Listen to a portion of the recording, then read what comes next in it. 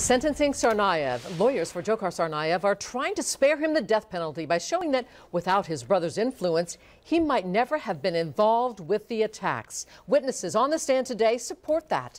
A former landlord and Dzhokhar's third-grade teacher. The teacher described him as a sweet, quiet, and hardworking child. Jurors also heard a portion of a government report. It said the FBI was warned that Tamerlan was looking to join jihadi fighters. Another local connection during testimony as well.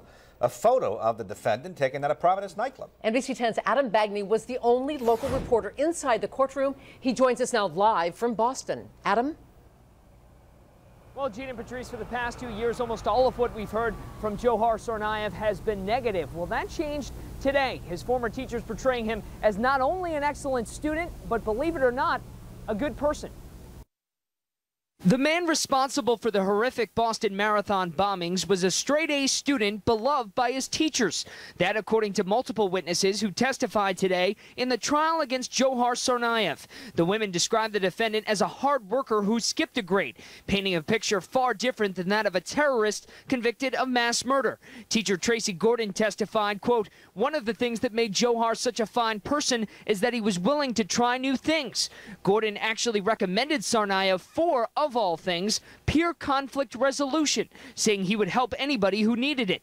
Another teacher called Tsarnaev one of her most memorable students, among the top handful. Quote, "He was a great kid I really had affection for," Rebecca Norris said. There's only a handful of those, but you don't forget them. Jurors also learned new details from EMTs who attended to the Tsarnaev brothers the day they were captured in Watertown. Tamerlan resisted treatment, but Dzhokhar was compliant, even telling first responders he was allergic to cats. In addition, friends of the defendant described him as a normal college kid whose religion they barely knew, if at all. The defense even displaying a photo of a witness with Tsarnaev at Ultra nightclub in Providence. But among those not testifying today were members of the defendant's family. According to a court transcript from a closed-door meeting Monday, prosecutors claim 16 FBI staffers are currently protecting 5 members of the Tsarnaev family. But the Bureau plans to return the witnesses to Russia Friday. The defense says they plan to call the relatives tomorrow, but can't guarantee it.